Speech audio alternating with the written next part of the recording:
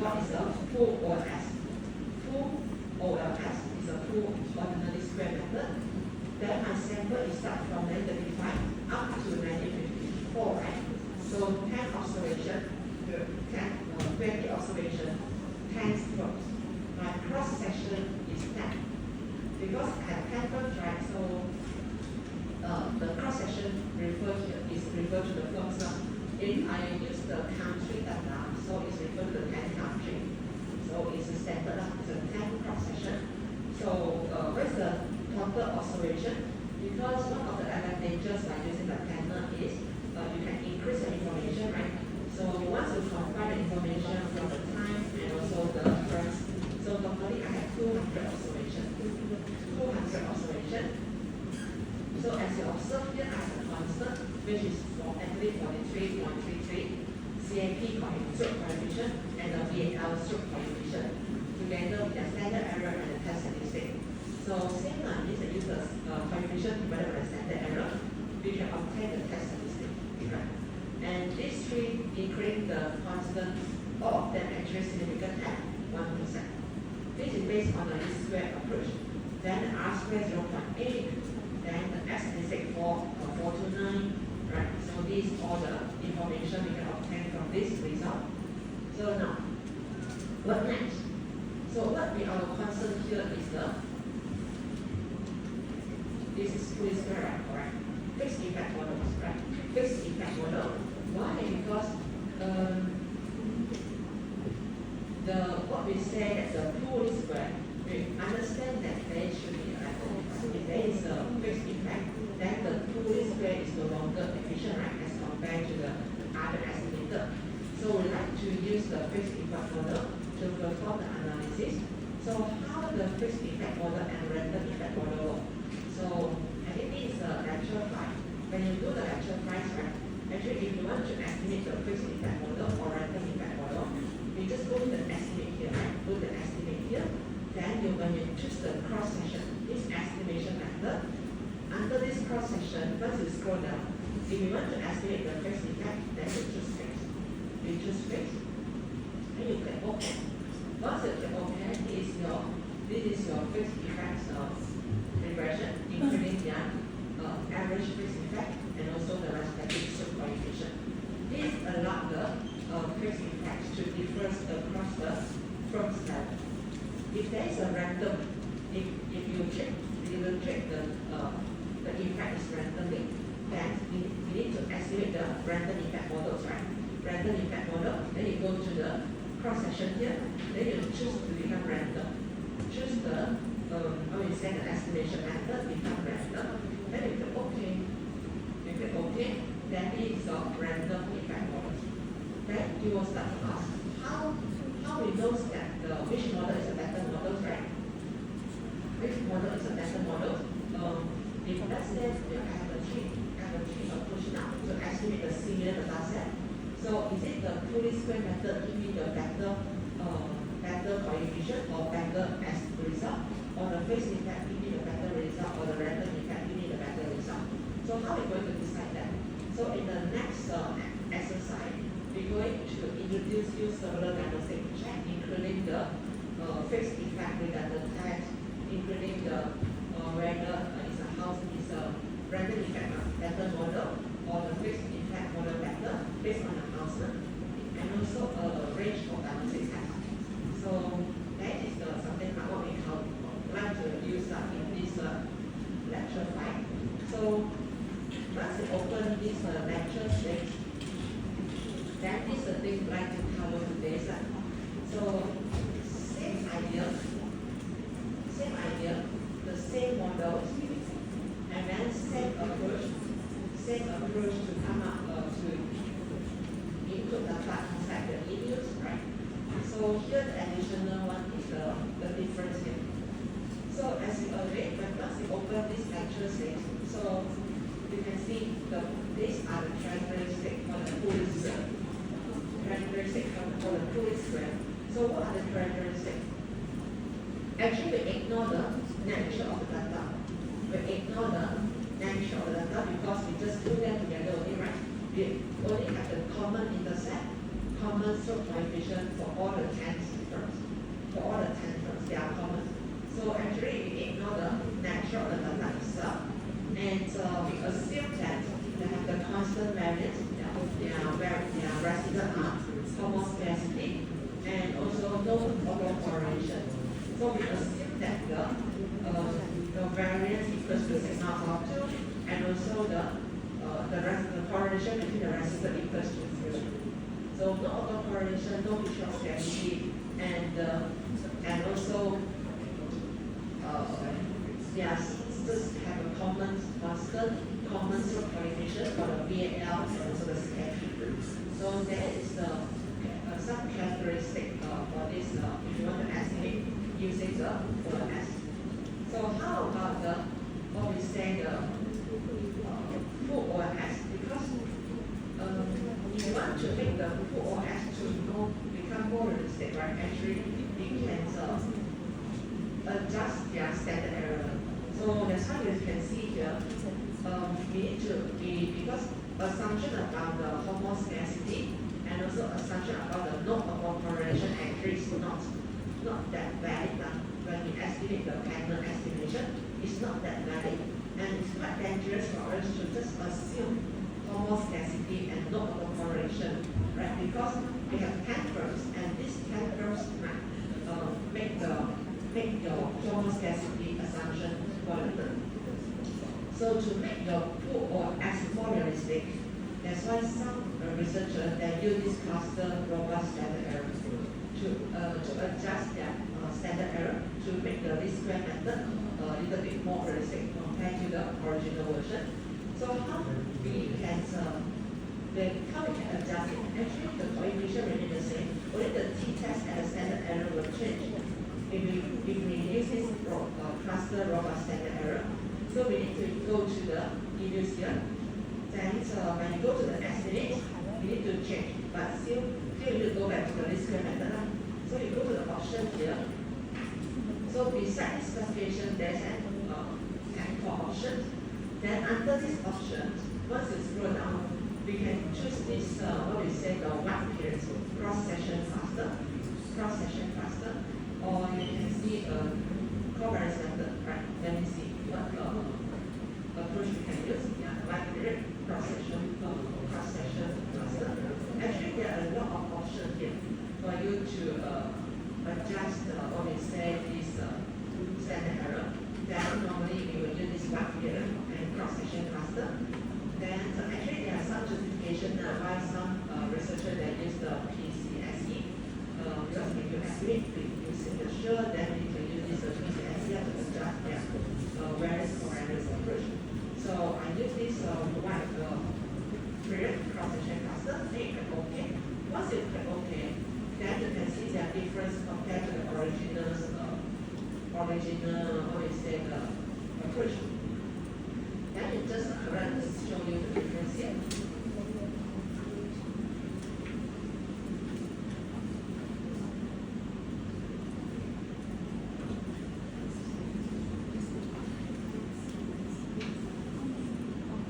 So this is my original stroke coefficient and constant remain the same, right? So first one and the second slide, they remain the same. Right? This is before adjust, after adjust, they are same coefficient. The standard error now will change. This before adjust, this after adjust. Right? Their standard error now becomes higher, right? Become larger. And now for the test statistic, their test statistic becomes smaller, right? Becomes smaller now. And also the significant level also becomes still significant, but not that significant as compared to the original estimation. So there's a difference here. This original model without any adjustment on this cluster standard error. But here we adjust by using the white period to adjust their standard error. Then we get a much more realistic estimation as compared to the without adjustment. So then you ask why you adjust, because it might be, it's the most popularly our pattern estimation actually actually suffering from this operation as well as the control scarcity. So for our result to be much more realistic, so we have to adjust their standard error because one of the consequences of this operation and control scarcity will make our standard error become not realistic. So we have to adjust it. So that's why people use this correct the standard error to correct their values. Then come up with a much more realistic test statistic. Okay. So now let's go to the next one.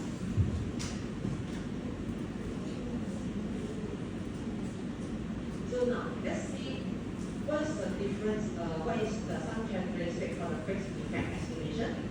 So this fixed effect allows for different intercept for each firm. So just now the put OS is put them together, right? All the 10 firms actually share the same intercept. So like what we covered in the theory lecture, each firm should have their right to have the different something like intercept, right? Because each firm has their own characteristic. So if we something like put them together, the loss their what we say the nature of this setup for this panel. So the fixed effect will allow for the different intercept for each firm. So these 10 firms should have their own intercept, right? Instead of only common intercept. So you can see there is a written subscript I here on the intercept here. The beta subscript I. Normally it's just beta 1 only, right? As we learned before, just beta 1. But now with this fixed effect estimation, it's a beta 1 subscript I. Instead, it depends on the individual. So, and this beta I are treated as a fixed effect. We are not, because we do not know what is the value for the beta, right? Which are the unknown parameters, beta 1, beta 2, and beta 3. Actually, they are unknown. We do not know, we estimate. After we plug in the data, we only get the value for beta 1, value beta 2, and value beta 3. So, if unknown is a fixed unknown parameters. And in contrast, the difference with the random effect, actually this one, random effect is a random, right? It's a random for a figure. So we are the part of the error. So here it's different compared to the random because here it's just a beta what I here. It's different with the random effect models. So random effect model is a chemical correlation with this residual, right? But now it's independent here. So there are two ways. So we have two ways to estimate this fixed effect. So one is we can use the least square dummy variable. We can use the least square dummy variable estimator. Least square dummy variable estimator, or you use the fixed effect estimator. So there are two approaches for us to estimate the fixed effect. One is use the least square dummy variable estimator. The other one is use the fixed effect estimator. So how this works? So let's take a look. This least square dummy variable estimator. This one, by using this least square dummy variable estimator, we can straight away get their individual fixed effect. We can straight away get their individual fixed effect. So this is a good thing by using this least square dummy variable estimator. How we can estimate this fixed effect by using this square dummy variable estimator? We need to use this command in the emails. We can use this command in the emails, but before that we have to create another workbox. So why we pressing away? Now the variable command is without question number. Is without question number. Just now, when we put in the data in the emails, we use the pool approach. We pull them together. We use the pool option. So now you can use another approach to keep data inside. So to keep data inside, how is it actually? So you can go to the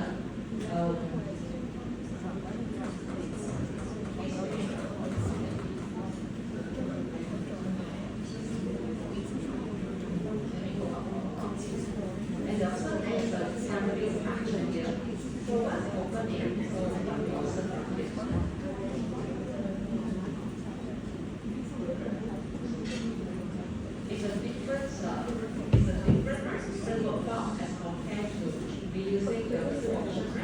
So what's the difference? So you can see the difference here. This workflow just now, right? I have the individual CNP, individual ICC, and individual YAML. But now with this another approach, I got the overall CNP, IMB, and VNL. Actually, how we can create this what we say this structure?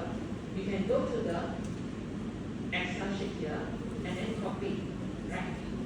So copy, you can delete the question mark because with this approach, key the data, we don't need the question mark because we let the e-views know I input the panel data instead of the time series data. Because just now the first step we key in data inside is we key in the year first, right? The years after that we go to the object and then create a new object, only key in the data set. So next another option for us to estimate the panel estimation is without the question mark. So how this works? I still copy all the data here and just right click for this column B, C, and D. Then I go to the e-views here and close this one here.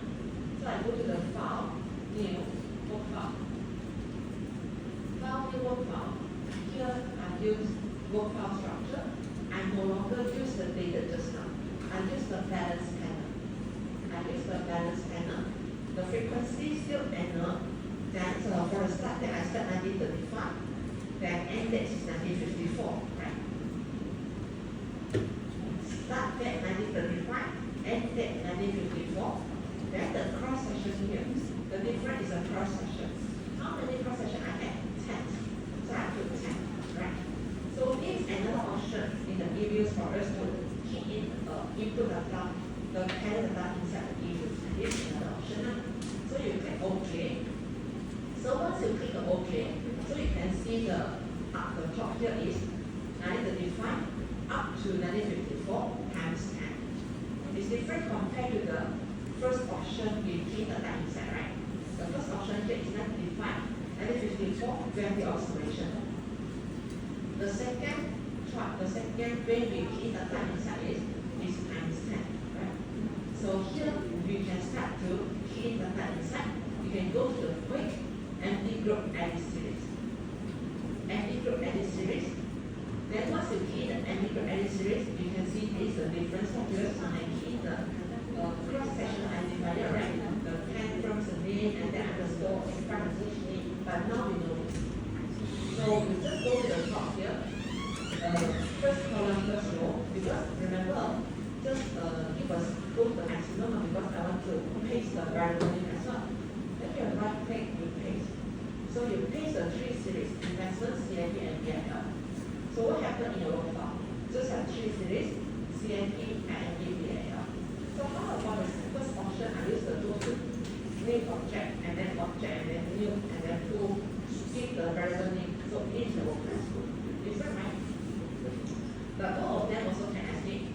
So why I need to use this because only this option allows me to estimate the least square dummy variable approach to the fixed effect estimator. So now, how are we going to start? I just go to the option, quick, and then estimate equation.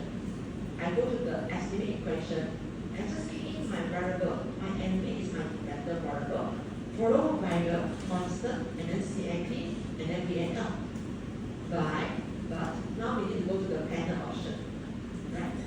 So you see the panel option here, right? This is a panel option. It's similar like the setting just now. Once you scroll out the cross section, there's a fixed effect and a random effect. But now I'm not interested to do that because now I want to start with the full first, right? Full OS. I can click OK.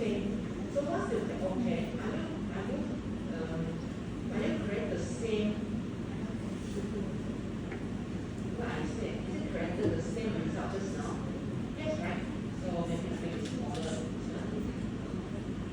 So this is the new estimation, and this I'm using the pool, right? This is now the pool balance oscillation. So constant, negative 43, same true condition, same result. So now then you will, I want to do the thing is, I want to estimate the fixed effects by using this approach, right? Yes. This square dummy variable estimator. So I need to key in this automatic create the required dummy variable. So how I can do that? So when you do the estimation, you have to estimate out the constant when you do the estimation. You can see the command here just got IMB, CAP, and VAL. But replace the constant with this command. So what is this? This is the dummy variable for each float. Dummy variable for each float. So it's automatic create for the each float. So you just key in this command in your previews. You go to estimate here. I no longer need the constant. I just need this command, right? You go to the estimate here. Then the constant command you change to become a minus SMPN and the